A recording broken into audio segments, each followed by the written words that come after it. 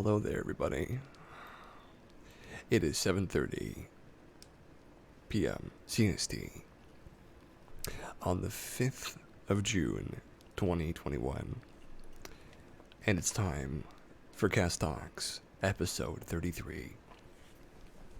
Well, we're back at it again, doing this little thing that we do every week, having a good time, hanging out, being chill.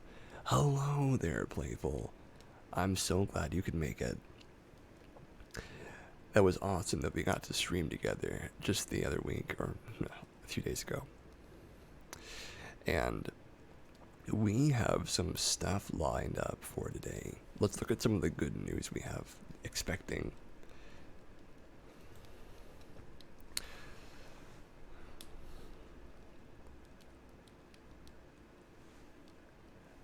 Always.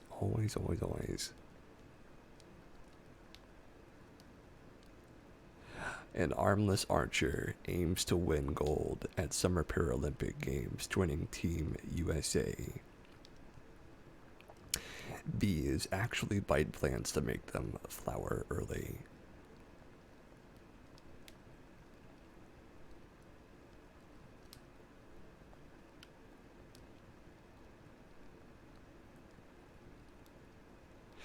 Devoted son took his mom with Alzheimer's on an incredible round-the-world adventure, and she improved.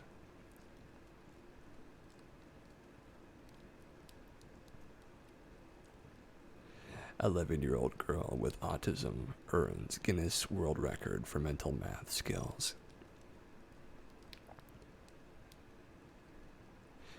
And finally, new Australian marine parks will protect an area twice the size of the Great Barrier Reef.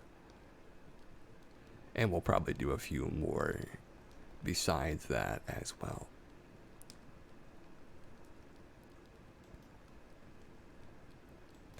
So, tell me, what is on your mind? It does sound cool, thank you. I'm glad you think so. What is going on with you, Playful? The autism one. Yeah, that one might be my favorite so far.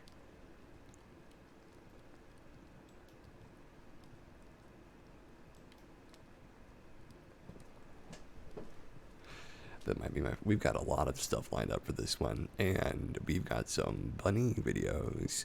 Hopefully Jeremy and Estrada will be around to see those, and maybe Lily will ask for a different animal. I don't mind either way, but I am always happy to look at a good animal video, especially if it involves somebody else being there to watch it too.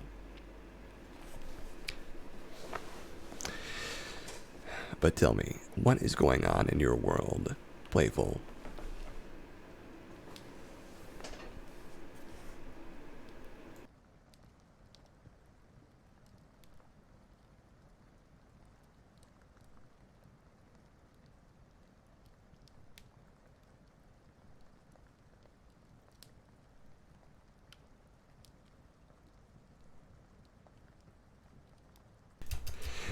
Oh, not much. Just been trying to help Jeremy with his group, and I have good news for everybody who's a friend of Jeremy and Estrada. He will be getting out of the hospital after his long battle with recovery from a back surgery. So everybody wish him the best, and when he comes online, I'll ask them how they're doing. We'll hear all about it, hopefully. He will be along after food. Well, that sounds just fine. Hopefully Ella will be as well, though Ginny is still at her mother's, I believe, so she won't be able to join us today. But either way, it's shaping up to be a good one. So you might be asking, what is this weird show called Cast Talks? I mean, what is it, right? Who knows? They are leaving Wednesday. That's what they were saying. This show is many things. It is some company in the background if you'd like to hear a nice voice talking for 2 hours while you do something else.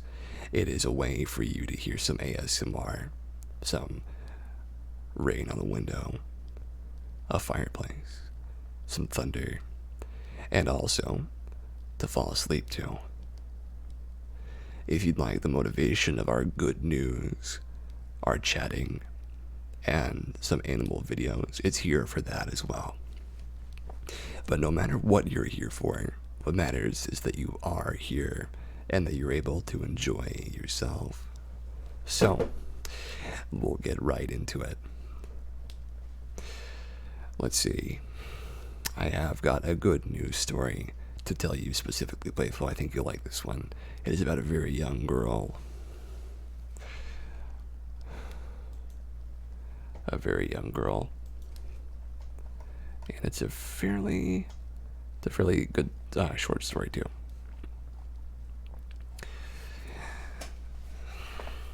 Two-year-old girl with a genius IQ is the youngest American to become a member of Mensa by Judy Cole, June the 2nd of 2021. Could you recognize all 50 U.S. states by just looking at the outline of their shapes? How about naming rapid fire every element on the periodic table from glancing at the symbols? Californian Cash Quest can do all those things, plus a whole lot more, and she's only 2 years old. To top that off, with a lofty IQ of 146, Kashe recently became America's youngest Mensa member. Since the International High IQ Organization admits only the elite top 2% of intelligentsia to its ranks. That's a pretty staggering achievement for somebody of any age, much less a toddler, displaying advanced language skills far beyond the majority of her peers. Kashe's parents, Devin and Sukhjit Quest, believed they saw early signs their daughter might be Mensa material.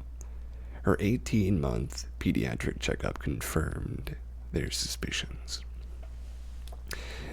She's always shown us more than anything the propensity to explore her surroundings and to ask the question, why?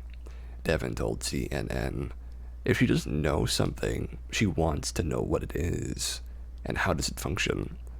And when she learns it, she applies it in order to be able to provide the most productive learning environment for Kashe. Devin and Sukhjit decided to have her IQ tested by a psychologist. I think the biggest takeaway from us doing it was we wanted to make sure we were giving her everything she also needed in terms of her development and natural curiosity and her disposition. And we wanted to make sure we did our part in making that happen for her, Sukhjit said to CNN. The Quests admit parenting a brilliant child has been a real learning experience for them as well. Devin and Sukhjit say they've become extremely mindful of making the best language choices when speaking with Kashe, and believe their own communication skills having greatly been improved as a result. Although she's gifted with a genius IQ, the Quests feel Kashe's best interest will be served by continuing to let her interact with kids in her own age group. To that end, Sukhjit recently opened the Modern Schoolhouse preschool in their home. A dozen students were enrolled in the inaugural class, and there are plans to expand to a larger facility. While it's too early to know if they have future Jeopardy champions in their midst, right now the Quest's focus is on making sure Kashe has a happy, well-adjusted childhood. She's a toddler at heart, and we want to keep that beautifulness as long as we can, Sukhjit told 23 ABC. And that sounds like smart parenting, indeed. Well, that was a lovely one. It's a very charming person that she looks very, very smart. Just like the story says.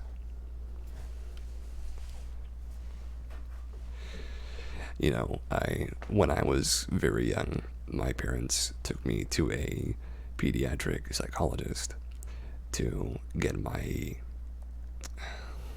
not sure what they're called really. It was a cute story. I feel better just after reading it. They had my aptitudes tested, and my brother has a very strong, I don't know if it's his frontal lobe, it's some kind of lobe. He's very smart with maps and geography, and he's very good at maths. He's very good at reasoning, and very good at learning new things, especially his ability to debate and to use facts in reasonable and very helpful ways. I am not gifted in most of that myself. I've always found that my ability to be emotionally intelligent and have the lateral understanding of cause and effect and error, quick solutions to engineering problems, and generally my ability to formulate sentences very well and to speak with other people, as well as being charismatic and generally having a good nature. I would say my IQ probably isn't very high, but I feel very wise regardless. I don't feel like an idiot, at least not most of the time. Though, I say stupid things. Like I said something stupid to my mom earlier today, and I felt bad about that. But it's natural to slip up every now and again. Alright, moving on to our next story.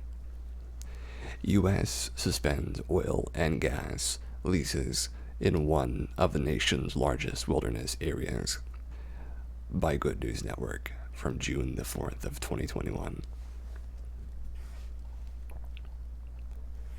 The U.S. Department of the Interior announced this week that it has suspended all oil and gas drilling activities established under the previous administration in the coastal plain of the Arctic National Wildlife Refuge. One of the nation's largest undeveloped wilderness areas, the refuge is known for its fragile tundra, its coastal area underneath which 11 billion barrels of oil sits, and for being an important habitat for caribou, polar bears, and birds in Alaska.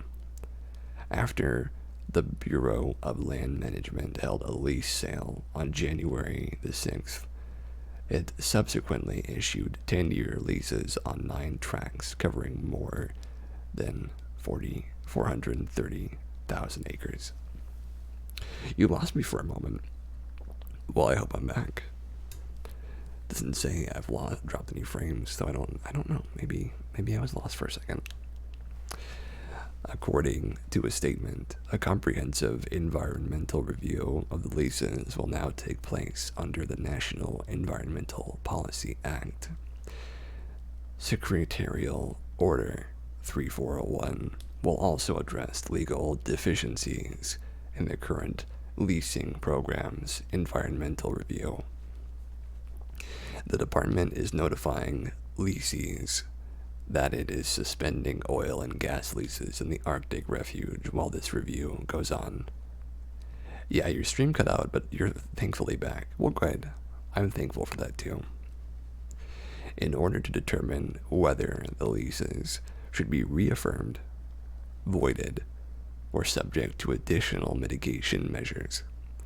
According to the New York Times, various environmental groups have vocally given their support to the suspension and are calling out for a permanent ban on drilling in the Arctic.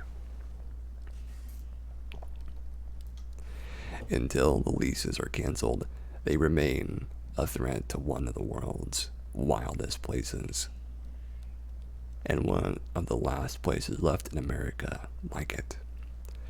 Kristen Miller, acting director of the Alaska Wilderness League, told the Times, "Well, hello there, Destrita. You made it. And I haven't even shown the animal videos yet. And as always, I'm glad to see you, whomever happens to be there right now.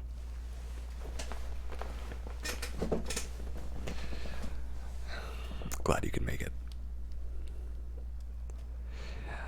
And do let me know how you're doing. I'm more than excited to hear about your exciting news. I've already informed the people listening that you are quickly going to be released from your care center. And I was hoping you could elaborate more on your own feelings about that, assuming you have some, which I would assume you do. Now, we look to the administration of Congress to prioritize legislatively repealing the oil leasing mandate and restore protections to the Arctic Refuge coastal plain. In one statement, more than a dozen indigenous and conservation organizations thanked the current administration for taking steps to protect the land.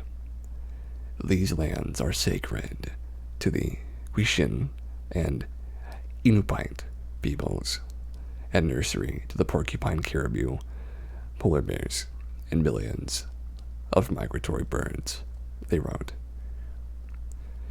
More work remains, however, and we look forward to working with the administration on stronger action to correct this unlawful leasing program and preserve one of our nation's most majestic public lands. That was a good one, too.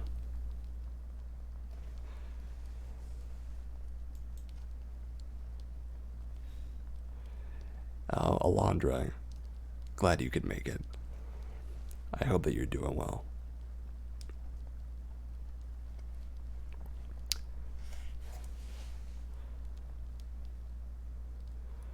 Let's see.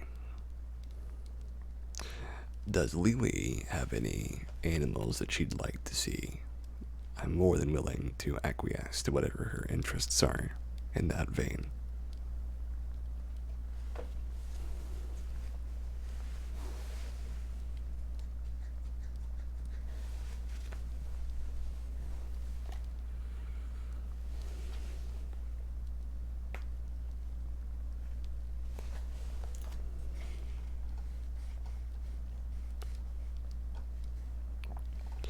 So, here is our next good news story.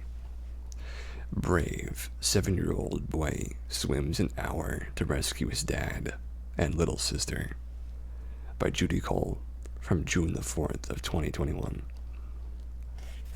In life and death situations, the instinct to save those we love can grant us near superhuman powers.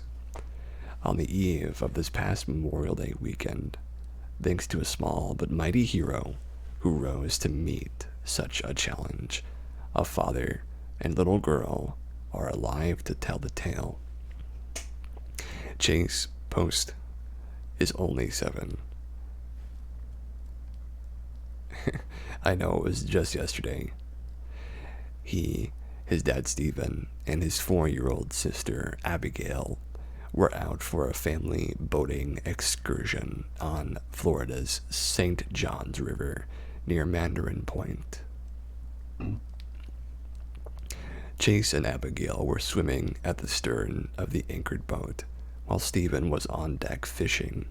It was an idyllic outing, until a strong current loosened Abigail's grip and she let go of the boat. Instantly realizing his sister would be swept away, Chase let go of the boat as well to try and reach her. Does Lee what? I minimized the app, having trouble with the stream. I was asking what animal Lily would like to see, assuming she wants to see one specifically.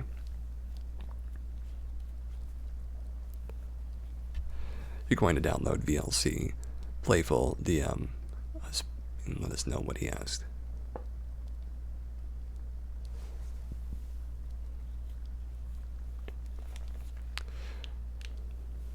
Well, hi, Freya. I think I know who you are. I thought so. Hello, Rissy. I'm so glad you could make it. I welcome you to Cast Talks. I believe this is your first time making an appearance, so I'm glad that you could. We are just starting our third good news story. I can start it over if you'd like me to.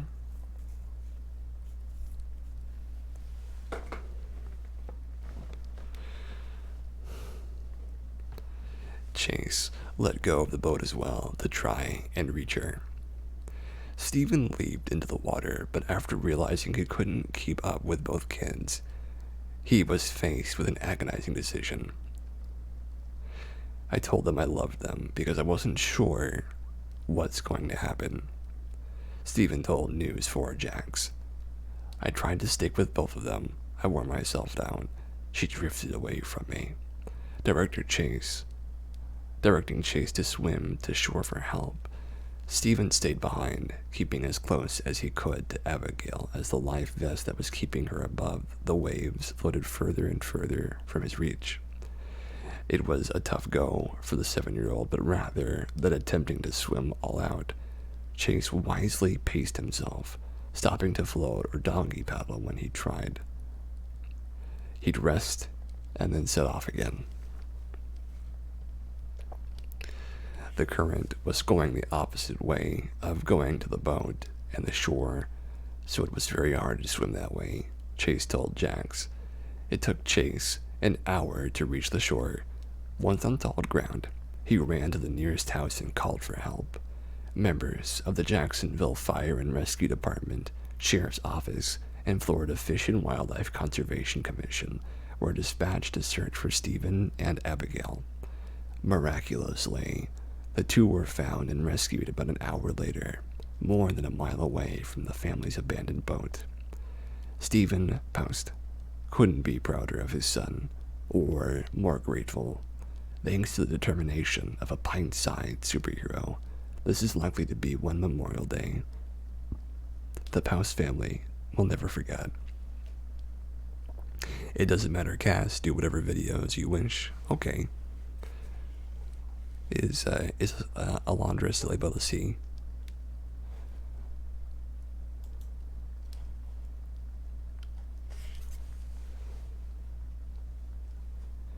Well, either way, I have a couple of videos ready, and I can find some other ones if we need to when those are finished. So, Rizzy, you have come in time for one of my favorite segments. Cute animal videos. What we do on this segment is we find some animal videos. Yeah, I know. We find some animal videos and we watch them together. So, our first one. That was too loud. Sorry about that. Yeah, both of these should have been very much quieter. It's my bad. The first one is called This Dog is Best Friends with Butterflies, from the Dodo.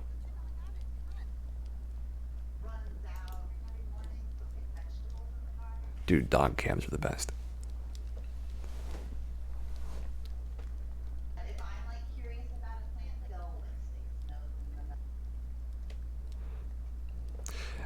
I love very curious animals. I have a soft spot for them.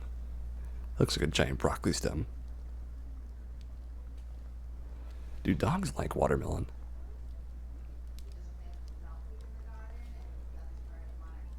Look at those butterflies.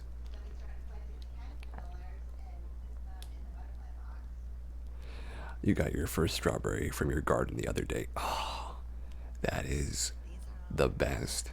You can't ask for much better than that. Yeah, that is nice. Look at all those caterpillars. Look, it's a butterfly. Just coming out of that cocoon. Coming out of the chrysalid. Coming out to flap its wings.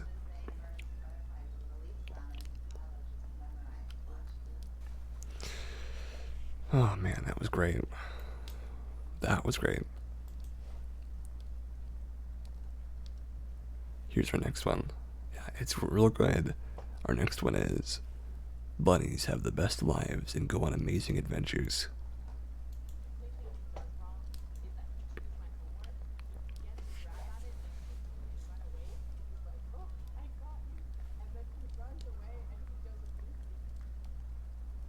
Yeah, I know.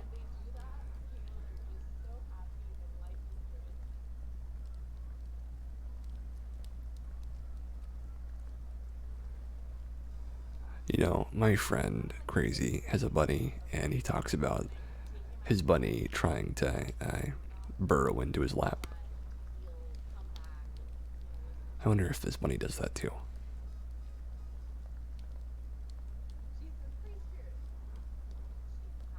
Piano bunny.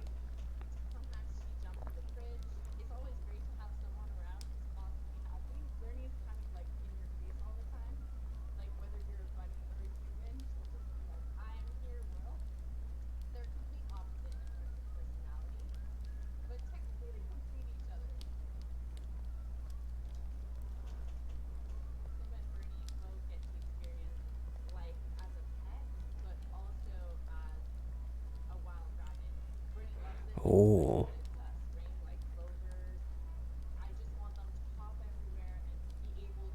look at those. Those are free range bunnies. They're exploring the world, doing their thing.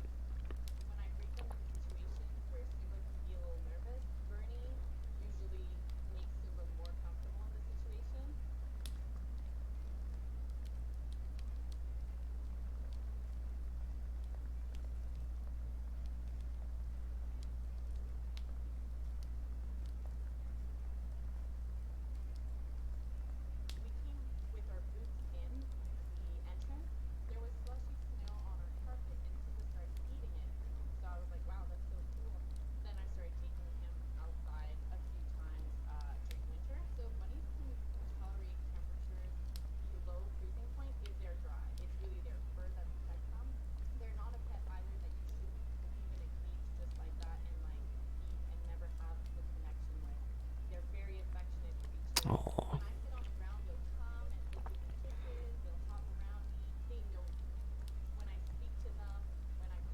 bunnies in snow. It's very good, isn't it?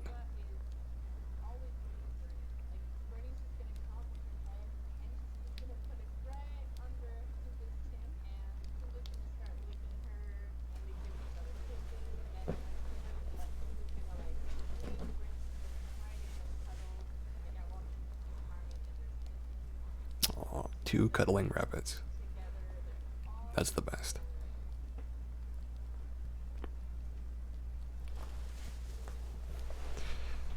It really doesn't get much better than that, honestly.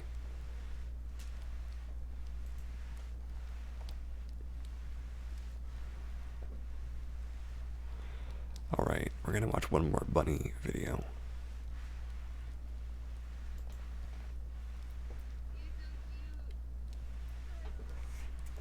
The world's tiniest bunny. So I rescued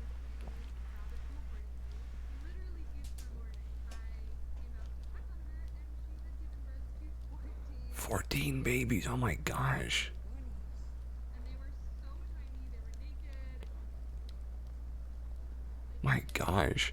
Could you imagine having 14 babies? I can't. My I car. can't even imagine having one. Son was with me yesterday. He was one foot, one head. He just fell. But like very tiny. You could always see him in the middle of the pile Aw. trying to get warm. He was super scrawny. He had bald spots. He just looked very disheveled. Like he'd had a rough night. Tiny Tim, your eyes are opening, little one. Those little nose. Oh, Tim, you're so Wow, that's a sweet. mouse Where's bunny. everybody else? I took him to the vet to get his skin checked. They didn't know what was wrong with him or why he looked so different. He was such a voracious eater, so that was very encouraging. He would do this like little happy dance with his feet every time I would feed him. Oh my gosh. Jeez. He slowly but surely started growing fluffier and fluffier, and he actually started to look like a real rabbit. Hi, Tiny Tim. Tim. Okay, bye. One evening, I went to check on the bunnies, Mhm. and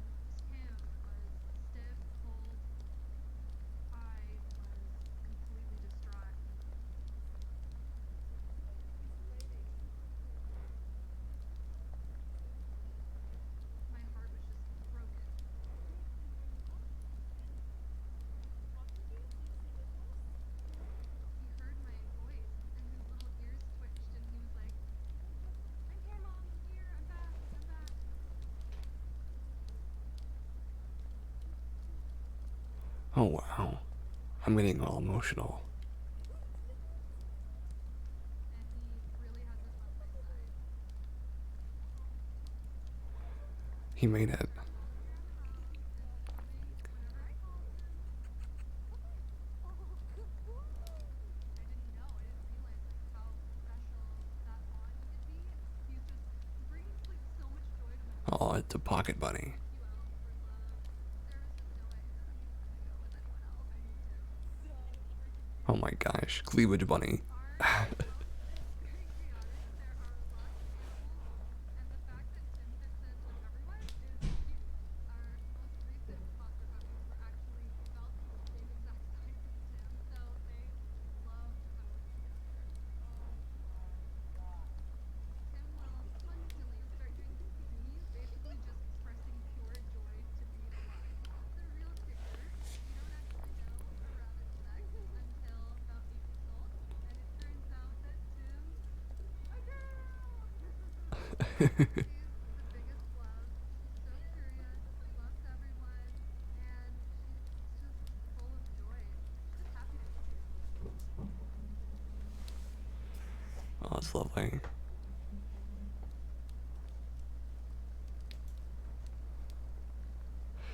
Well, I feel better just after seeing a couple of those. I hope you folks enjoyed the animal videos. But yeah, I'm very glad to have all of you here and watching these with me. It's making me feel pretty good. I'm enjoying myself. I'll tell you a story time with Cass, as you might call it. So,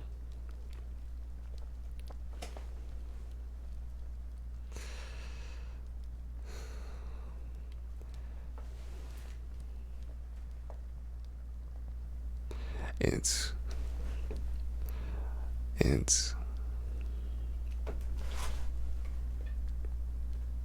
elementary school.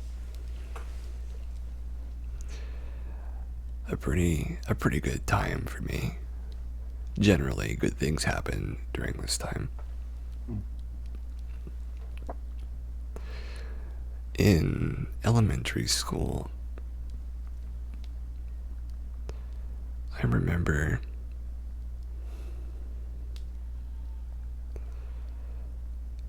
there were times when you would be sitting in class and something funny would happen, something that you almost couldn't predict, you couldn't know was going to happen, and it would just take you in that moment. And you'd be so happy and so beyond ecstatic. And one of those moments for me is when I was learning to play the flute. The very child, tiny flutes, the white ones, the beige ones that you give to a second grader. Second grade was awesome, I'll tell you that much. There was a young boy, TD is what I'll call him.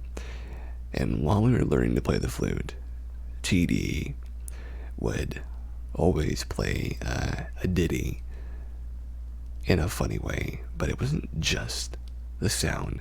He would also lean his head back and tip his flute all the way up so that it was completely parallel with the ceiling.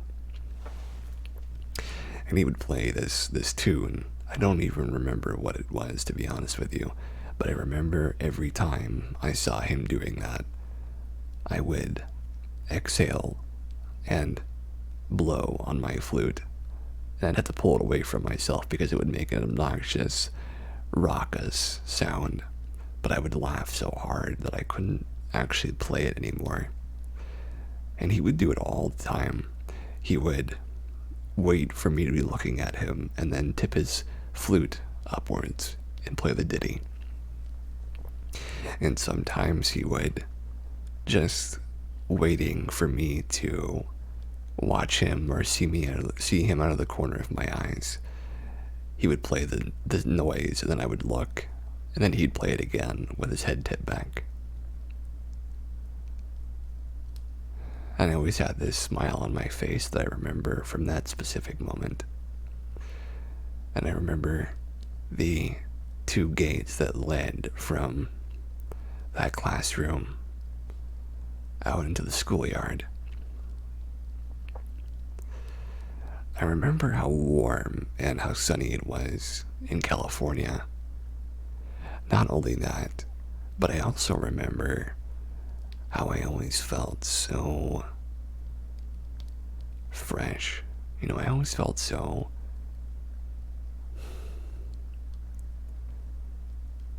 I had a constant feeling of exploration and discovery, and I would look around the tiny parts of the schoolyard, the parts that weren't being discovered or looked at, and I was curious about animals, little tiny bugs, about snails, about earthworms.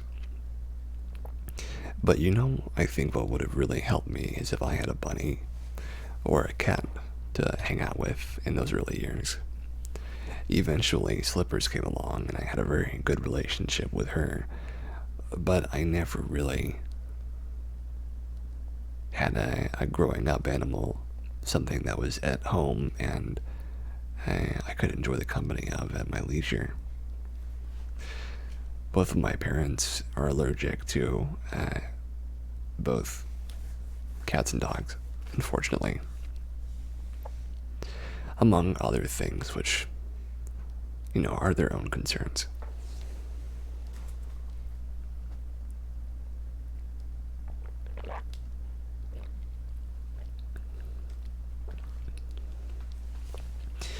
But I do remember I always felt better. Well, darn, I know. Well, darn. But it's alright. There's plenty of time in the future to have an animal companion in my side.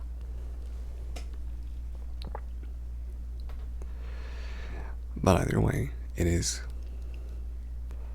a lovely thing. It is a lovely thing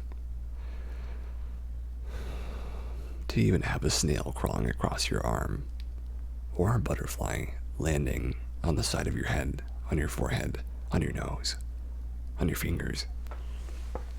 That's a gift. And if for sure, we can't take that for granted. I know I don't anymore, even though bugs do scare me.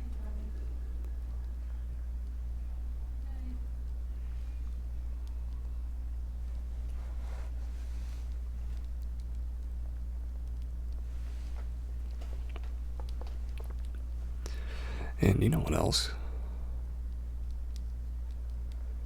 I find that the more time you spend with an animal, the more gentle you become. There's a very serene nature to all these things, and you can really discover what kind of person you are and what kind of physical intimacy you have with not just animals but other people. And I have never cuddled with anybody or with an animal, really. I'm not sure that having a cat on your lap quite counts as that, especially as an adult. I haven't had that as an adult, only as a child. And it would certainly be good for just about anybody to have a furry friend to sit with and to have laying on top of you, or whatever you prefer. And as soon as anything happens in that domain, you guys will certainly know the Saturday after that. And won't that be something that will be special, I think. I don't even know what I would do.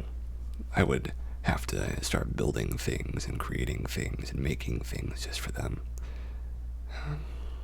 A cat and a dog, though. That's what I'm going for. A cat and a dog. Nice. Well, thank you.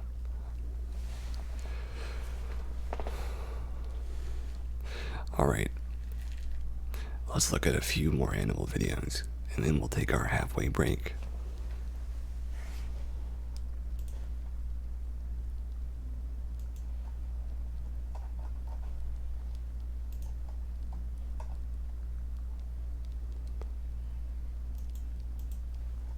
He is really clumsy. If I had to pick him out of a lineup, it wouldn't be that hard. He'd be the one, like, bull in a china shop, wagging his tail and hitting things with his rear end.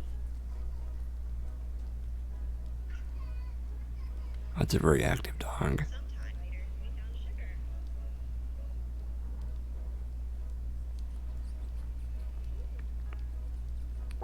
She came from a breeder, and they no longer wanted to breed her. So I went to my husband, and I'm like, hey, how about we rescue a bunny? So we did that. Aw. What a cutie. The introduction process for Roman and Sugar was surprisingly quick.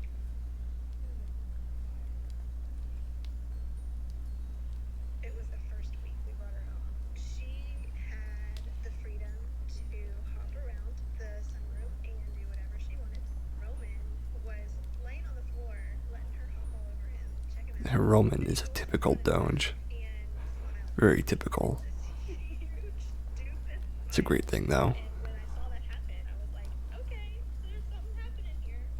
The moment it clicked for me was when Roman took a nap in Sugar's space, and Sugar laid down next to him and also napped. With rabbits, if they're laying legs splayed out, then they're cloud nine, and that's how she is with him. Now they nap together and do everything together. She doesn't like being picked up. She doesn't like us touching her feet very much. But Roman can touch her feet. Roman can lick her head. Roman can nose her around, and she just flops over because she's so excited for the attention. That's a great animal duo. Sugar is the ringleader. Sugar runs the show. Sugar lets him know when she wants to interact, and she lets him know when she doesn't. Roman, being the patient saint that he is, follows her cues. In the mornings, I will go out on our porch, and I let Sugar come out with me. Of course, Roman loves sitting down with her, so they'll be out there with me on the back porch and enjoy the morning together. I know that having Roman has helped make Sugar feel safe here because she has a friend, and Sugar has helped Roman teach him how to be sensitive and respectful of her space.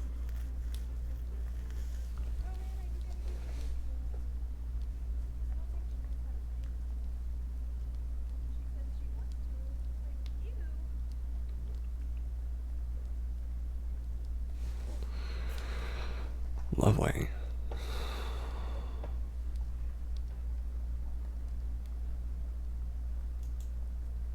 Let's watch one more. Sometimes not. There's a perfect moment where you can introduce them to each other, and then they are the best of friends. But I don't know what that moment is or what it takes to reach that moment. I hope I'm able to, though, because I would really like to have that relationship between two animals. Might take some time to work out the kinks, though.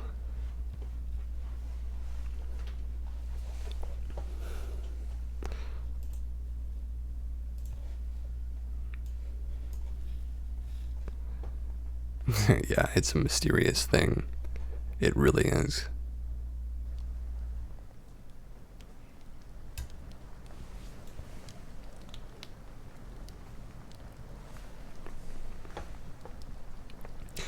Alright, here is the story I was talking about earlier. 11-year-old girl with autism earns Guinness World Record for mental math skills. This is from Judy Cole from May the 31st of 2021. Just because you've got higher math in your name doesn't necessarily mean you'll have an aptitude for arithmetic. But for 11-year-old Sanaa higher math. Numbers are her special gift. Sana, who was diagnosed with autism at age 2, is so proficient at multiplication, she recently took home an award for Guinness World Records for largest mental arithmetic multiplication problem. Her parents learned their daughter was a math whiz when she was just 7 years old, the first time Sana was introduced to the concept of multiplication. She grasped it almost immediately.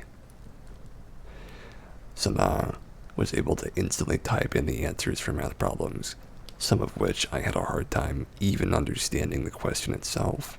Her mother Priya told Guinness World Records. Yet, due to her autism, Sana failed second grade math at school. They tested her on math. They gave her pencil and paper and told her to write 1 to 20, and she could not, because she couldn't hold the pencil because she was fine grip. She has poor motor issues. Sana's father, Uday, explained to Bay News 9. She was different from the other kids, that was obvious. But what was not obvious was how gifted she was.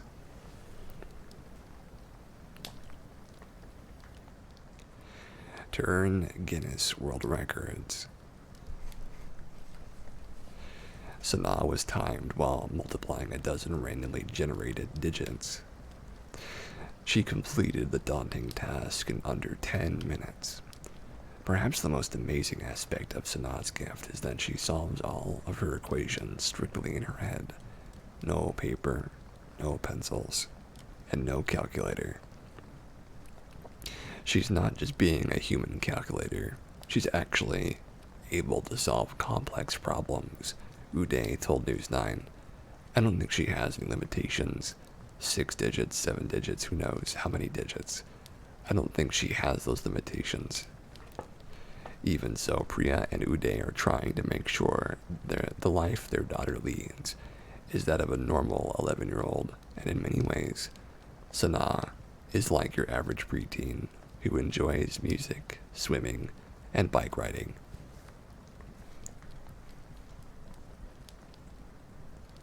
However, since a conventional education wasn't suited to her special needs, it was decided homeschooling would be Sana's best option.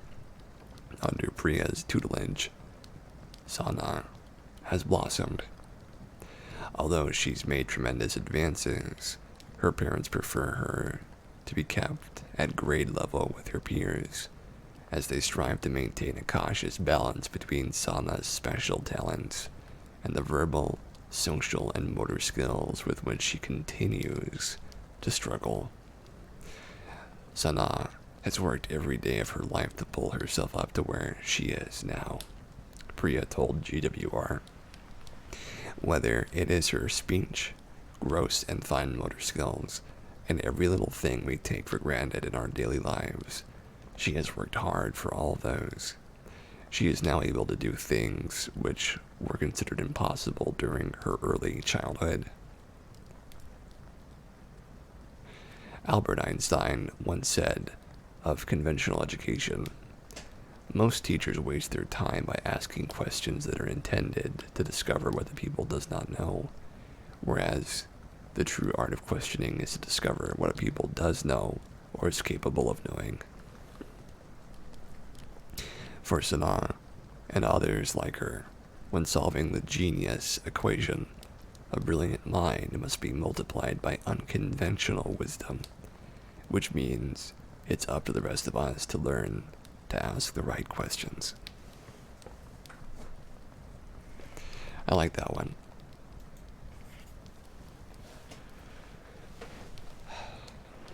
Alright, folks. We have just reached our 1 hour period. So what we do once we get to an hour is we stand up. We stretch out our legs and our arms.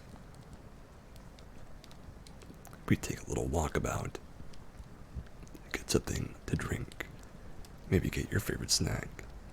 Maybe spend some time just hanging out, away from your computer, away from your bed, or wherever. And we go. Just take 5 minutes, just to clear your head, and then we come back. So go ahead and take those 5 minutes to yourself. Take those 5 minutes, and then come on back. I'll be waiting for you. Well, assuming you make it back after I do. But you might just. So hurry on back. But don't forget to relax a little bit, because that's what I'm going to go do.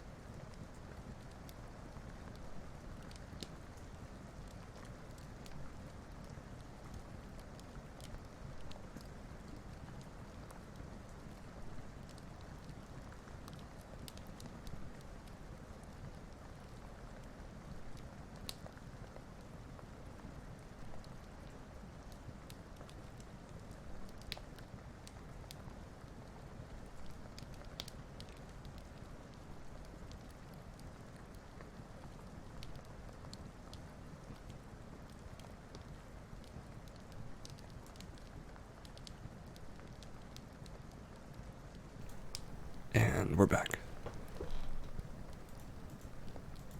Well, howdy there, folks.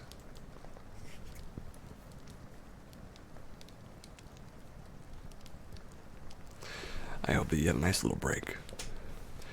And I hope you're ready for some good news and some more stories. That's something I need to remember to do, is to find my story of the week. Some stories I could tell.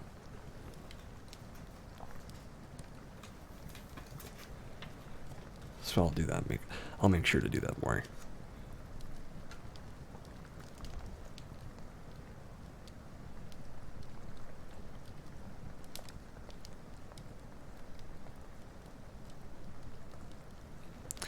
Alright. Oh, thank you so much, Playful. And welcome back to you as well, assuming you left your computer and didn't just sit here the whole time, which I've done before too, so I can't say much.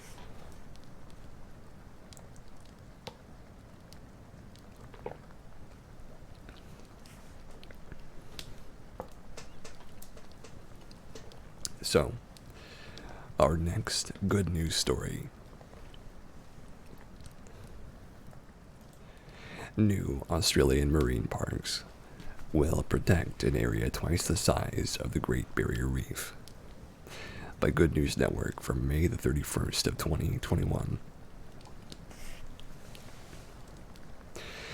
The Australian government has moved to create 2 new marine protected areas that cover an expanse of ocean twice the size of the Great Barrier Reef Marine Park.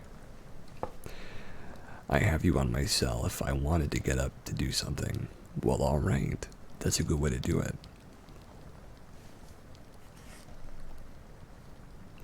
The 2 parks will be established around Christmas Island and the Cocos, Keeling Islands, in the Indian Ocean, to the northwest of continental Australia. Map Master, well, look who it is, it's Map himself. Thank you so much for showing up, Map. You guys, Map is one of my dungeon masters. Though, I have to say, today's session was really fun. I still barely got any actual score as far as dealing damage, but it's alright. You know, I'll get to rage one of these days, so I don't know when. I hope it's soon, though. But either way, I'm glad to see you, and I'm glad you've come to join us. We're just doing some... You do play a dodgy character, oh my gosh. I did spend most of the combat trying to dodge, but it just didn't work. I kept getting hit by slingshots. Oh well. That's what you get at a 2nd level barbarian elf. You just don't start with a lot of health. Doesn't help that I didn't roll that high with my hit dice either. But what can you do except keep on going? I'll get there. Eventually, I'll get 18 AC, but that might not be for a while. Hopefully level 4 is when I'm going to do it. I'm going to pump 1 point into Constitution and then 1 into Dex. And then I'll finally be 18, and it won't be so easy to hit me with everything.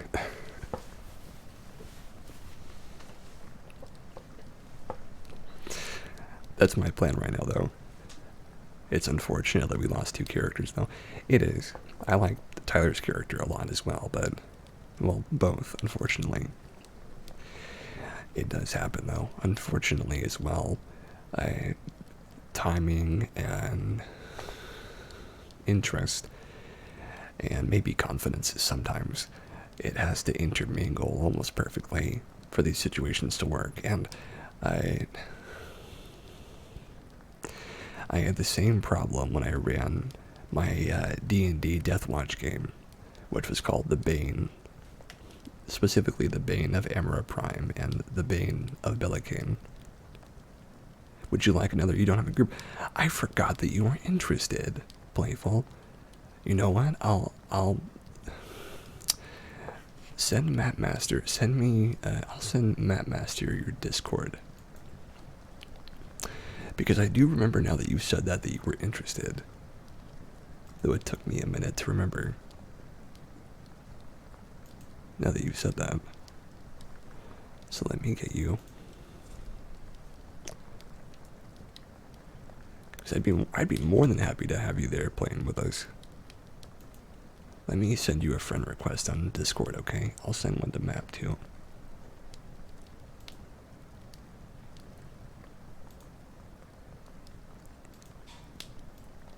Oh, I'm already Map's friend, never mind. Yeah, I'd love to have you there, though I'm not certain what your skills are as far as your experience, but I'm sure Map would be more than willing to accommodate a new player, and I can help you out too. But yes, unfortunately in my game, I had a falling out with one of the players, and the interest fell very quickly after that, for me and for everybody else as well. But I still have the maps if I ever want to use them again, and I still have a lot of the knowledge and memories of that game and how to play it. And it was very fun playing that that game is just great. You get the players having their own little thing, their own style, each of them, and they're each playing their own little, hey, their own little dudes, and before you know it, you're still new. You're still new. You like to RP in words, not vocally. This would be a voice roleplay. So I don't know how comfortable you'd be with that. But if you ever want anyone to help coach you, I'm more than happy to. I'm more than happy to.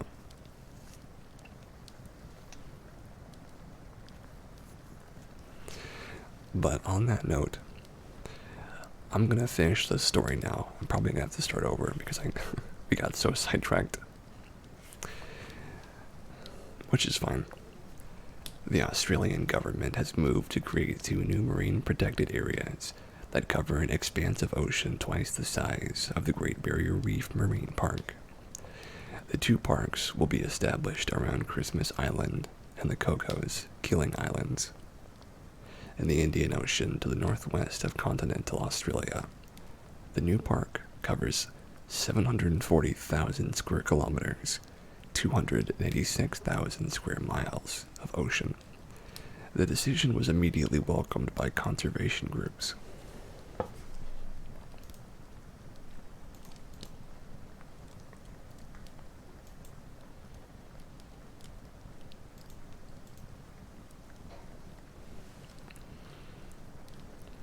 Christmas and Cocos, Keeling Islands, are uniquely Australian and globally significant.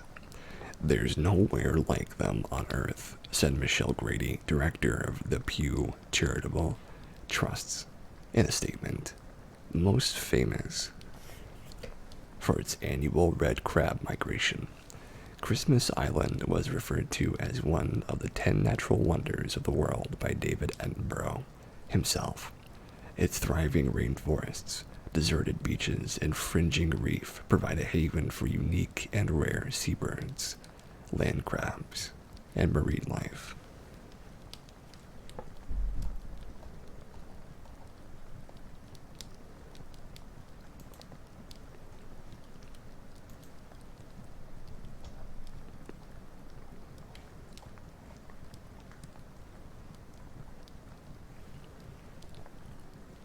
Christmas and the Cocos Keeling Islands are recognized as globally significant standout natural wonders, added Darren Kinley-Sides. It's a great name. CEO of the Australian Marine Conservation Society, in a statement. Oceans across the globe are in deep trouble from pollution, overfishing, habitat loss, and the very real and immediate impacts of climate change. Establishing marine parks to provide a safe haven for our marine life is critical in helping stop our oceans reaching a tipping point. Christabel Mitchell, director of the Save Our Marine Life Alliance, applauded the move, but urged the Australian government to work collaboratively with local communities to co-design the protected areas. Healthy oceans and sustainable fishing are central to the Christmas and Coco Islanders' way of life, their culture, and their livelihoods, said Mitchell in a statement.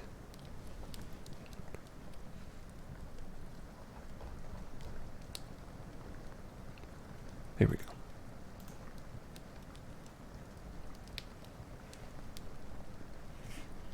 Creating world-class marine parks for this region will provide crucial protection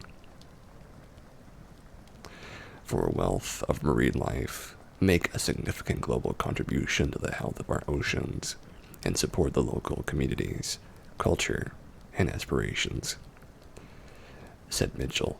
We look forward to working with the government and the island communities to preserve this unique part of Australia for our marine life and future generations. The new parks will bring the percentage of Australia waters under protection from 37% to 45%, conservation groups around the world are pushing for the protection of 30% of global oceans and landmass by 2030. That's another good one.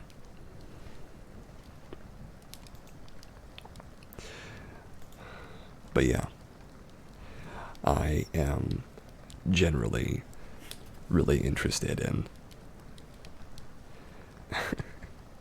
I'm really interested in a lot of conservation efforts, especially when it comes to things like the sea and fish. There's a lot of great things to deal with, like octopi as well. Octopi are so great, and it would be such a shame if we didn't have them around in the future. So I do hope that things like the Great Barrier Reef and natural habitats for things like the octopi are able to be more saved. Because I would certainly hate to lose something that great before I get to have a chance to cuddle with one. It may be slightly selfish, my interest that is, but that's enlightened self-interest for you. Using your selfishness for good. Here is another, though pretty short, news story.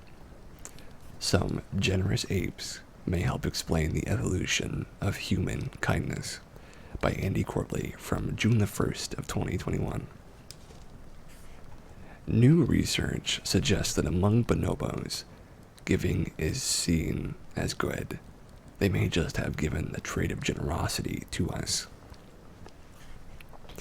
While chimps are hostile and competitive, bonobos, their lesser studied ape relatives, share about the same amount of DNA as us, and live in the polar opposite society of the blood and guts chimp dominance hierarchy.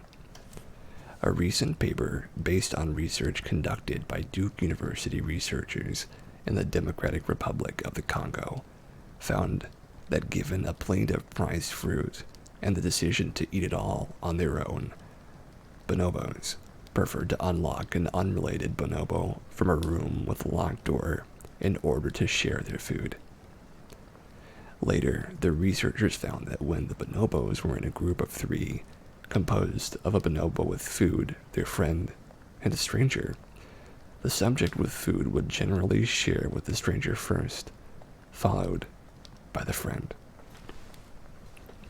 While humans can be more like chimps in this regard, sometimes perceiving strangers as not even the same species depending on just how far outside their group the stranger is.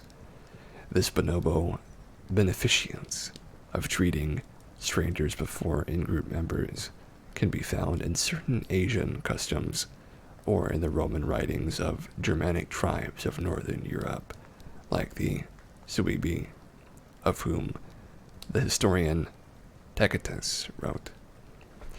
The host welcomes his guest with the best meal that his means allow. No distinction is ever made between acquaintance and stranger as far as the right to hospitality is concerned. NPR details that the bonobo sanctuary in DRC has produced 75 published studies, as the country is the only place on Earth where bonobos can be found in the wild. Here, just as in the world, the leader of any social circle is the female. Females keep it that way by banding together to banish aggressive males. Wow. Well, I'm into that, so that's cool. When all is quiet, such as when it's time to chow down, the hierarchy is enforced through sharing cooperation, tolerance, and lots of procreation in every capacity imaginable. Other similarities include the simple tendency observed in both bonobos and humans to yawn following the observation of another social group member yawning, which was suggested as being derived from empathy. It's likely human early ancestors acquired many similar strategies, as we now share and cooperate on a massive scale to accomplish things no other species has been able to do. Even just mentioning yawning, I'm like about to yawn right now. Despite that fact that we left behind many of our chimp tendencies. You know, but you should read drow lore. I can read some right now as long as it's not too bloody. The research was captured well in a book co-written by the lead author of the first mentioned study in Survival of the Friendliest, Understanding Our Origins and Rediscovering Our Common Humanity. I'll do some of that tomorrow, okay? But thank you so much for the idea.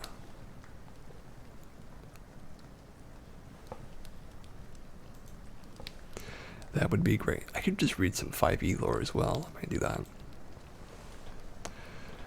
Ah, this is a great one. That's pretty long, though. I'm not sure I can read the whole thing.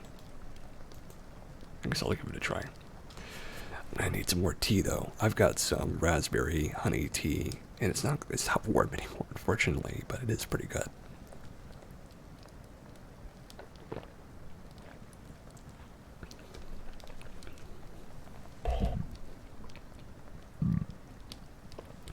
So, an unfortunate side effect of one of the many medicines I have to take is I have to burp, and fart more often. And I can't even believe that that's a side effect, but it is. I burp and fart more than most people I know. And it's actually quite aggravating sometimes. Like right now I have to burp, but it's like I'm keeping it slightly suppressed. But really, it's just annoying. Not really worth mentioning usually, but I figured I might just say it now and then, every once in a while. So, here is another good one. Devoted son took his mom with Alzheimer's on incredible around-the-world adventure, and she improved. You heard me burp. Oh, I'm so sorry. Twice. Oh. How embarrassing for me. But I can't help it. Even if I turn away from the mic, you'll still hear it because it's very like easy to be picked up on, and I can't mute the mic every single time because it happens very sporadically. So if that grosses anybody out, then I'm sorry. I can't change it though, unfortunately. It's just ones and zeros in the brain.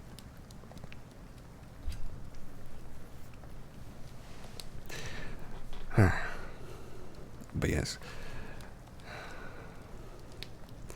devoted son took his mom with Alzheimer's on incredible round-the-world adventure, and she improved.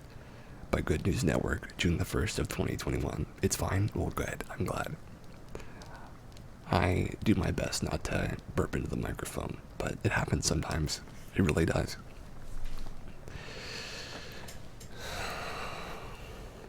A son has described how his mom's Alzheimer's disease improved as he took her traveling across the world in her final years. 44-year-old Sean O'Sele initially just decided to take his mom, Mary, to Nepal to escape the harsh Irish winter. But he was amazed when she started walking and talking again during their trip, even learning new words. So, he decided to keep traveling with her for the next 18 months.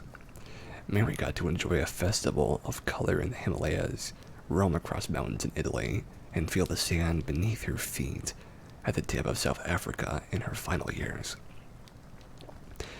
For Sean, it was the least he could do for the mother he loved so much, who had always given to others throughout her life. He said, "She was the best thing in my life. Unconditional love is a thing you don't get often, and she always gave it, even though she had a tough life." I thought Alzheimer's was just a decline, but when she got to Nepal, she started to regain capabilities. I couldn't understand it, and the doctor there told me it was all the new stimulation. Everyone wanted to talk to her, and she loved it. Before their big adventure, Sean was mostly living in his apartment in Rome and traveling for work while Mary stayed back in Dublin, where Sean had grown up.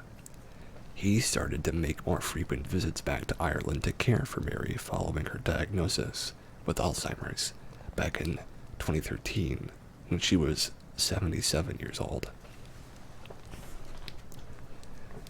With Mary's condition slowly worsening over the years, her neurologist told the shocked and heartbroken family not to fear, telling Sean that positive and happy people become more so as Alzheimer's progresses. In Mary's case, he was right. When the family began to discuss moving Mary into a care home by 2018, though Sean felt very strongly it was not right for her. And that's how the mother and son duo ended up in Nepal in February. It was warm and she was able to go out so much, said Sean. We would walk by this lake and watch the children play. They would come and sit with us at cafes and talk to her all the time, and she to them. I would take her hairbrush out with us, and the children would brush her hair. They called her Grandma, and she would say namaste to everyone. We were there during a festival called Happy Holi, where they throw colored powder up in the air, and they asked me if they could throw some over her, and she loved it. Then the pair went off to his apartment in Rome. There were favorite restaurants to visit and little churches she loved, and once the Italian capital got too hot, they moved to Paul's house in the mountains of Umbria, where Mary found the cows and goats with bells around their necks hilarious. Everyone she'd met in Italy talked to her and wanted to give her a kiss, says Sean. She loved it. Oh, that's really great.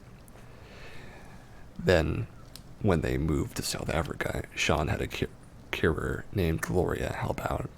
She used to put Mom's hair in lovely little plaits, which she loved. He says, Mary passed away there of a chest infection at the age of 83 in May of 2019. So, being 83, in this world, if you can make it past 80, you're like, you've succeeded. You don't need to go much more to feel like you've lived a full life. I mean, past 80, you're not being cheated if you don't live much longer. If I make it to 80, right? If I make it to 80 and live to see like 2077 or whatever, some crazy cyberpunk future. If I live that long, I'll be pretty content. I mean, what more do you have to want out of life after that age? You've made it. You've gotten through life. You're in your golden years. And you have so much to look back on and be grateful for. Grateful to be alive. Grateful to be in the world. Grateful that you were born. And grateful for whatever's ahead. That's just what I think, though. I hope wherever Mary is that she's happy.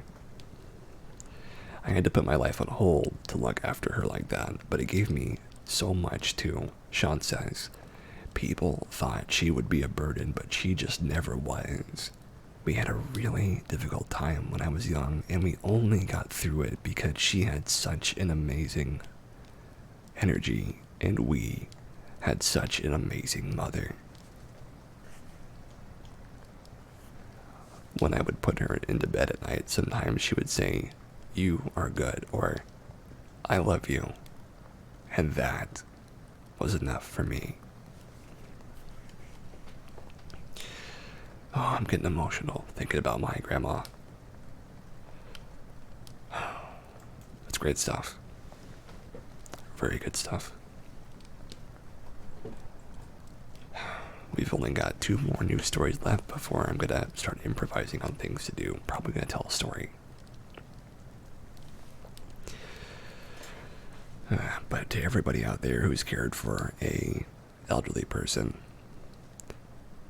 definitely, if you can, follow the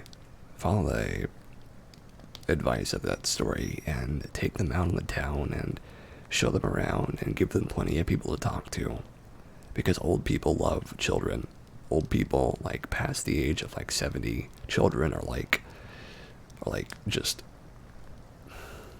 atomic to aging, it feels like. The more children you see and the more children you get to share your wisdom with, the younger you feel. I hope I get to experience that someday, because I'd love to tell stories to children. I mean, I've played so many darn video games, you'd think by now I'd have some good stories, which I would say I do.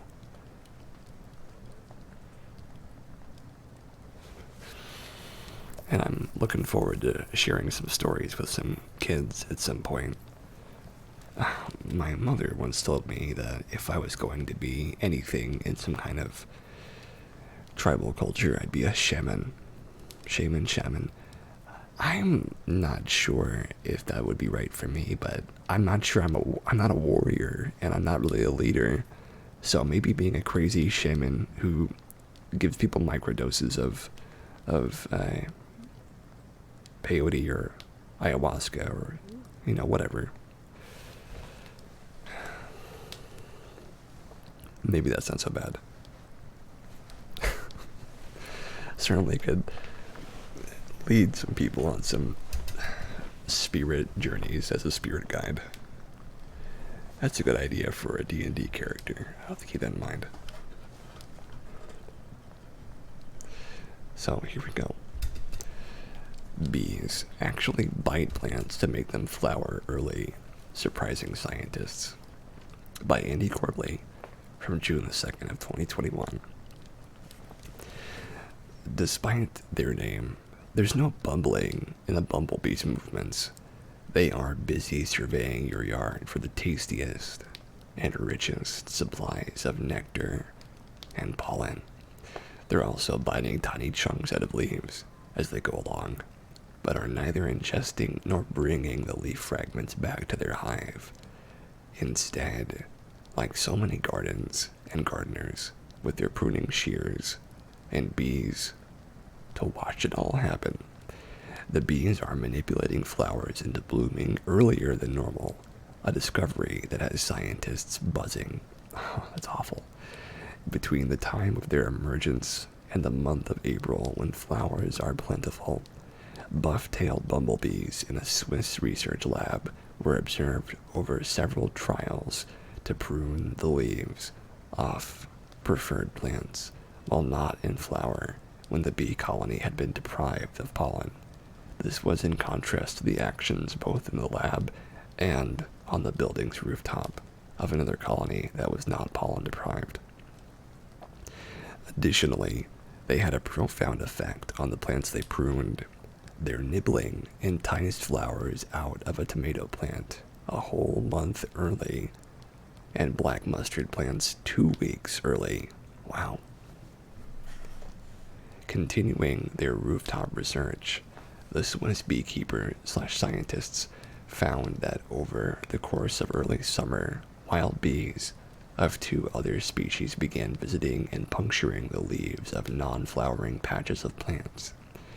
Such a profound development in our understanding of a well-researched insect is exciting, and a collection of biologists had a lot to say at National Geographic about the finding.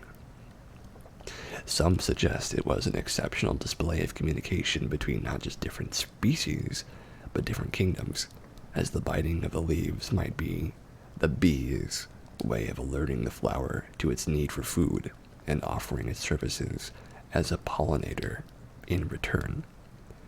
The question of why biting and what is the mechanism that translates the sensation into early flowering are still open to debate. The Swiss researchers punctured the leaves of their plants with tiny razor blades that were shaped like the bee-made puncture marks, and while this caused the plants to flower early, it didn't happen as fast as when the bees made the marks. Oh. This suggests there could be another piece of biological equipment that bees have that works in tandem with their mandibles. Perhaps an odor or scent gland. If that mechanism could be figured out, it could be the largest development in agriculture since nitrogen fertilizer, as farmers could be able to fit a lot more into a single season, and for those maintaining orchards, control when bees visit for pollination. Another hypothesis that has developed in the wake of the discovery is that if plant species change their flowering patterns in the effect of a changing climate, bees may still have the ability to manipulate their preferred plants into producing flowers in time to prevent starvation. Wow. Neil Williams, a bee biologist at UC Davis, commented how wonderful it was that even in the year 2021, such a large discovery can simply come from observing an animal and its day-to-day activities. Jeez. I had no idea that bees could do that. I honestly thought bees just spread the pollen and do all that, but they can change a flower. They can make it do something that it wasn't ever going to do before. They can almost write nature into their own script to fix what might be wrong, to give themselves that chance that didn't exist before. And they do it without even thinking about it. They just walk up, buzz up to the flower and take a little nibble on it, and then somehow, from some crazy evolutionary thing, yeah, me either, they just nibble the plant, and for some reason, it grows, it buds, it blooms. And why? That's a great question. Why? What's so special about bees' mandibles that we can't make it work the same way they can? You know, I have a theory. My theory is that they send an electric pulse into the flower, and that pulse has the ability to distinguish when the flower is going to develop into its next stage. And if that's right, it would mean that bees have a very complex nerve system that allows them to send these electro impulses through their mandibles. It would also mean that each bee is capable of performing this task with the utmost precision, or at least enough precision to actually know where each flower needs to be bitten and know what signal to set as its impulse. So if you want to think of it this way, it would be a lot like when you see one of those lightning rods. They have them in Russia all over the place, or in Germany as well. When it gets struck by lightning, you can see there's a moment where it's like glowing and shimmering, but then it stops very quickly. And in that moment, there is so much energy built up that it takes a while to disperse. It takes its time to disperse. And what if it was like that, where the bee sends so much energy into the flower that it takes a moment to disperse, and in that moment, it has that rapid understanding, that rapid change that causes it to understand, essentially, that it's time to bloom. And before it ever had a chance to, it never had a chance to bloom that fast before, but with that electric impulse, it can bloom weeks or even a month and a half ahead of schedule. Wouldn't that be something? That's my guess, at least.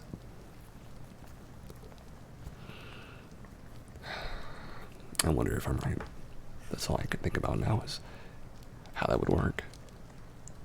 And our last story for the day, which is a very short story. It's a very short story.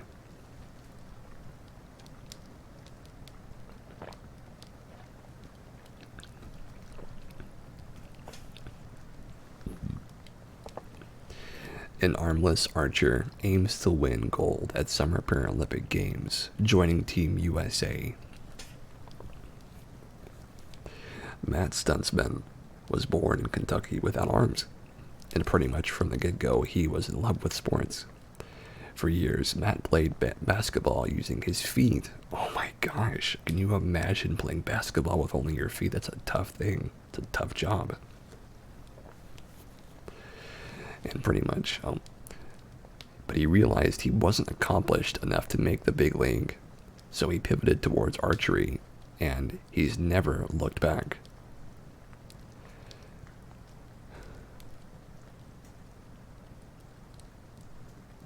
In the London Paralympics in 2012, Matt placed an impressive silver for the USA. Now at the upcoming Summer Paralympics in Tokyo, of course, the armless archer is aiming for that coveted gold medal.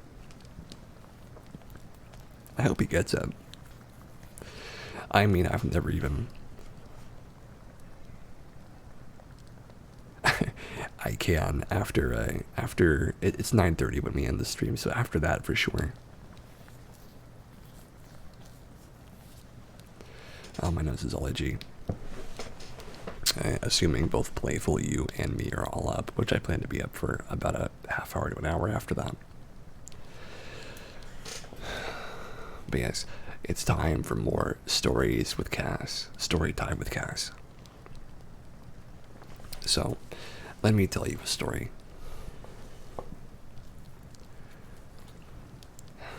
When I was very young. Oh, and this is a awful situation to be in. It's awful. When I was I'm gonna say 6. When I was 6, my sister approached me and my brother, who were outside of our shared room, and she said, "Would you guys like to spend some time?" Oh, good. I'm glad that you're able to, Playful. "Would you guys like to spend some time hanging out?" And we said, sure, because we thought our sister was the coolest.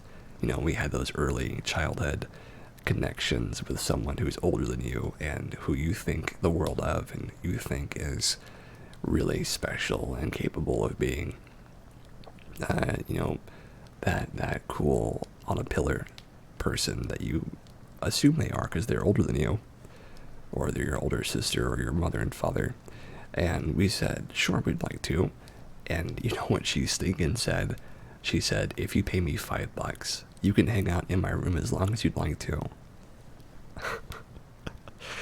I can't believe she said that.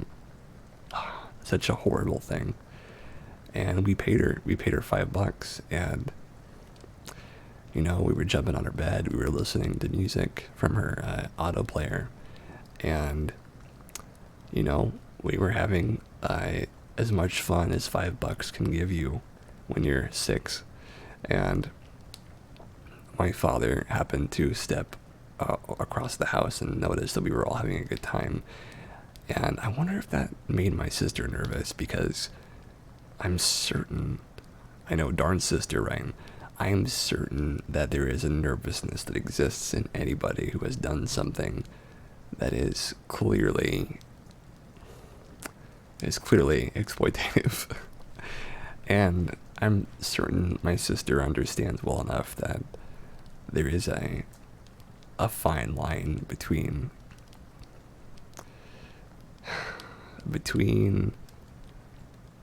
greasing the wheels, right? Between having like a situation where you make things more interesting with either money or currency, like betting pennies or betting dimes, whatever, and paying for a good time.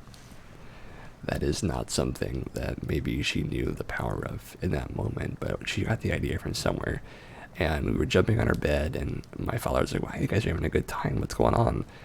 And my sister, I don't remember if she looked at me or my brother first, but I said, "Yeah, we paid to have fun with her. We paid her $5. And the look on my dad's face was shocked, disappointed, and really frustrated and angry. I remember that he told her to give us her money back. And then he told her that she shouldn't ever do that again, because we should just have fun without paying her to do it. And it's one of the few times my dad has ever raised his voice a little bit, because I guess that really stuck out to him as being not okay, which, to be fair, it was really not okay to have to be bribed to have a good time with your family.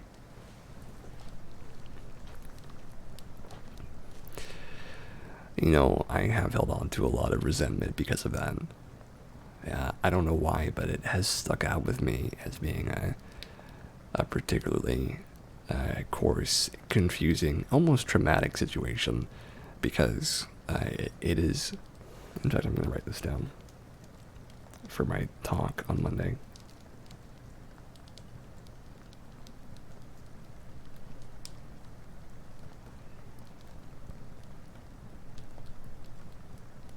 There we go.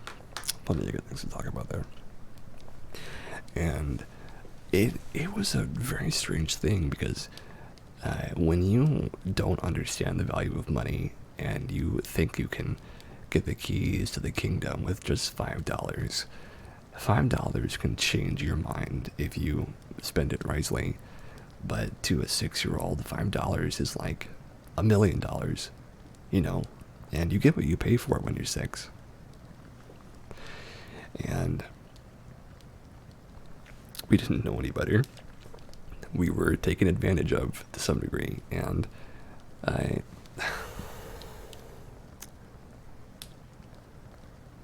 It is very strange. It's very strange that happened. It has made a mark on me. And it makes me sad that it has affected me so much because I'm not usually so easy to have resentments towards somebody, but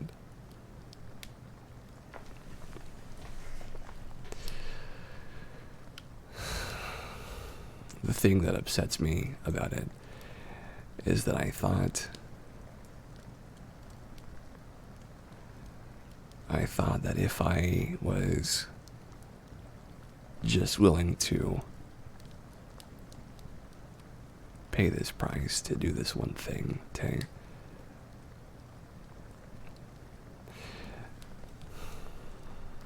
to do this one small thing, that it would just change things and make things right. Like money could buy you a convalescence, or it could buy you a better relationship with somebody. And that confused me for so long because I didn't understand. That money is just, it's kind of a means to an end. It's the way that you solve problems, but you can't solve the problem of a person disliking you, or having an issue with you, or not feeling anything for you, or not being attracted to you, really. You can't solve those things with money.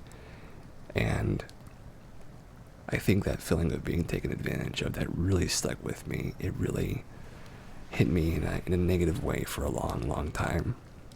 And I have had bad feelings about it. I really have. And that, that could happen to anybody over anything. Childhood pranks, whatever. You say what you want, and it's probably true. But it's also fair to say that when you're that young and that easy to be exploited, or that exploitable, that easy to be taken advantage of, it's a time when you can really be imprinted upon and really be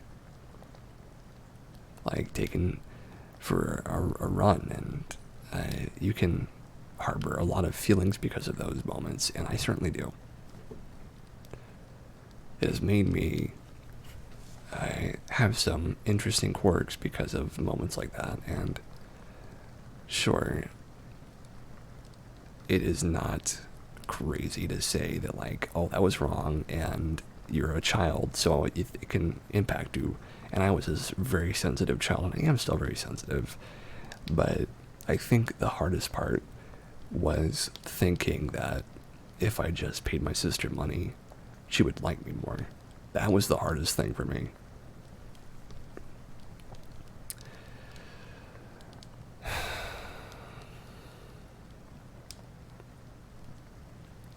And it stuck with me, unfortunately, that tendency and those thoughts to think that you could pay money to make a better friendship exist. But that's not what gifts are for. You use gifts to commemorate, to venerate, to make an abbreviation on a moment, to add an exclamation point or a question mark, or both. But they are not a statement just on their own. They are not something that just exist and are given. They have to have context and thought, energy, time. They have to have that precious thing that all gifts need, which is care. And a gift without care, right? Sentiment without sentiment, that is not really a gift at all. It's just, that's just money or just an object.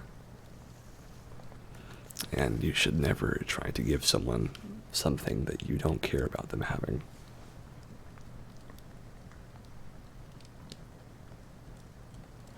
especially if you want to make an impact on them.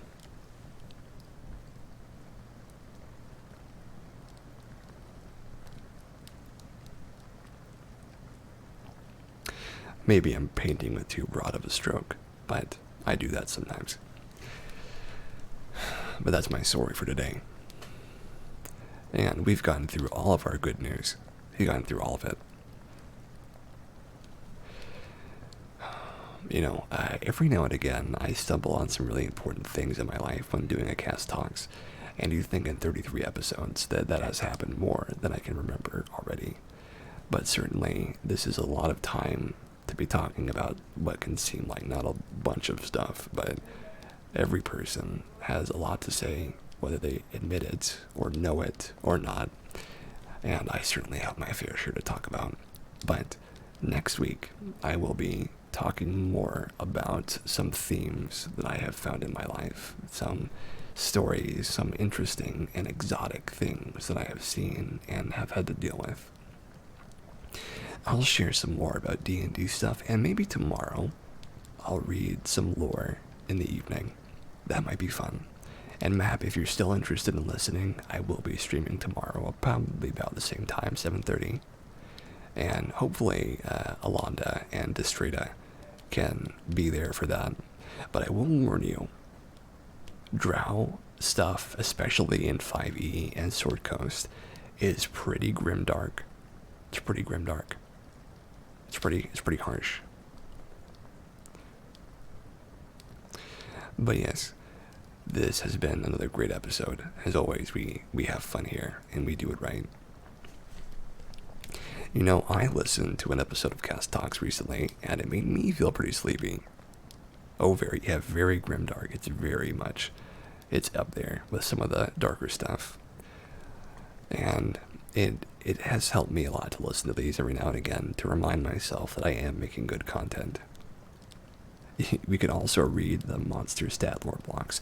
Hey, Map, I'm going to invite you to my Discord, okay?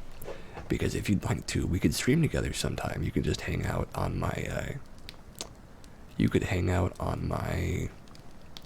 thingy. Excuse me, it's such a terrible sentence. You could hang out on my little server, and we could, there you go, the invite is in the group chat. I don't know, does it just invite you to that one, or is it invite you, I don't know, you can see for yourself. Welcome, welcome, welcome. I will type just for you a welcome.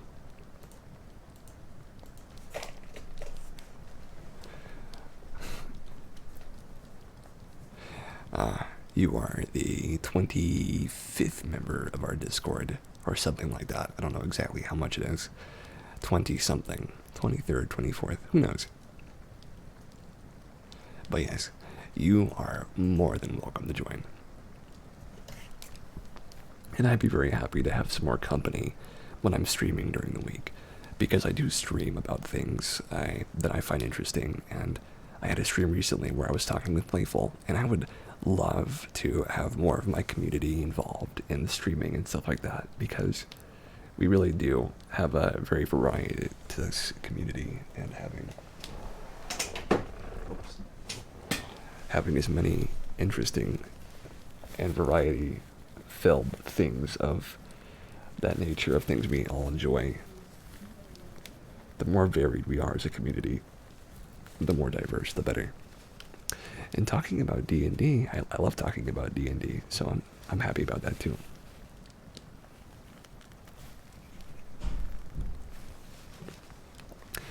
$25, you think?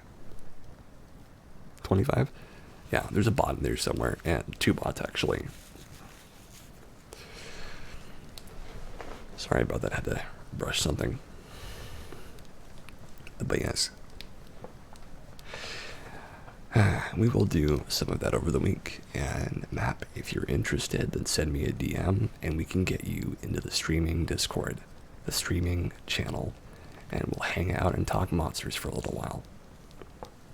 That sounds like a good time to me.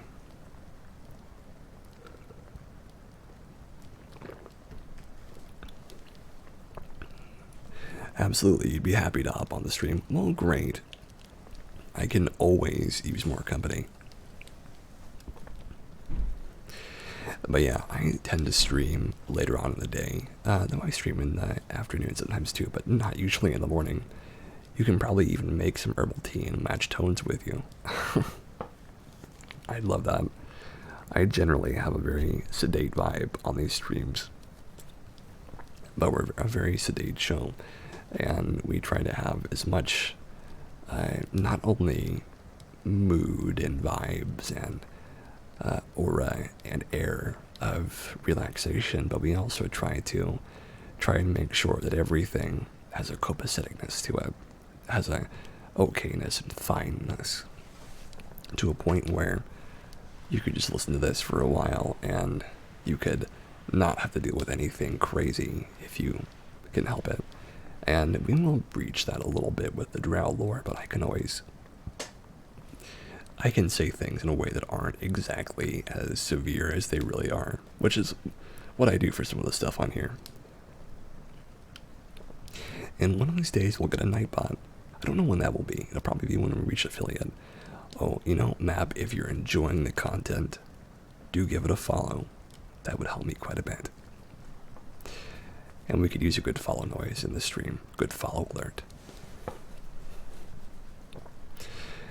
But it's great doing this. This has been a good episode. Plenty of chat to talk to and plenty of interesting stuff going on. Ah, there it is. That is amazing hearing that sound.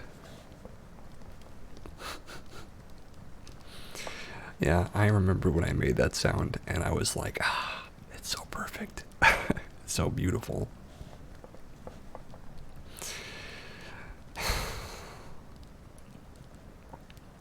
It makes me very happy, actually. But yes, there is a lot to enjoy, and as always, I have so much content available on my YouTube, which is just look for Cassius Mishima on YouTube. I think you have to be verified to actually get a channel name that is just / your name. But if you ever want to see any of my previous stuff, just look there, because I've got 33 now episodes of this, and altogether more than like 60 videos of ASMR, each of them over 15 minutes. And there's some great stuff there. There's some real winners, especially A Drop of Water. Everyone seems to like that one. But yeah, if you like what you heard, just go on over there and take a little look-see. My Patreon still isn't quite ready to be seen yet, though there's a link at the end of the video. And you guys, as always, have been real good. You're very good to me, and I appreciate it. I want to thank Playful. I want to thank Map. I want to thank Rissy, who I'm sure is still hanging out here somewhere. I want to thank Destrada and Alondra. I can't remember the name. But that and the other people hanging out in chat who are lurking, because I see you lurkers. I see you, but I'm not mad. Believe me, I'm happy to have lurkers enjoying themselves and just hanging out quietly. You have a ton of fun on them each week. I'm glad to hear that. I hope we can spread that fun to a lot more people as time goes on. And we may even have a multi-hosted stream with me, Map, and Playful. If she's interested, and he's interested, and I'm interested, which I plan to be already. And that would be pretty great. Also, Map, thank you so much for DMing for me this week and the week before last week. I have not played D&D for a while, and that was a very good experience for me, even though the game is changing significantly because of the player drops. No problem. Well, I'm glad to hear that. I know I have to be kind of a driving force sometimes for the other players that don't have the most either confidence or interest in doing that, but I don't mind. I really like being not center stage, but being a driving force in somebody's campaign, because if the players don't take the hook, then the game never happens and no one ever goes on an adventure, and I'm more than happy to do that. You don't you don't normally stream, as you have no idea, but you don't mind, you would just be on the Discord, just like always. A really cool stream idea you've had for ages was probably creating a campaign on stream for a couple of hours from tables you've collected or using the books they've released. So the last stream that I did was actually me making a map on Tabletop Simulator, which is sort of like that.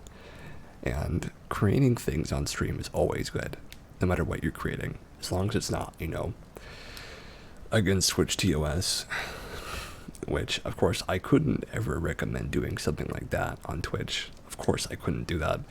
But if you wanted to, I mean, that's your business. That's your business. And we have come to the end of our time, folks.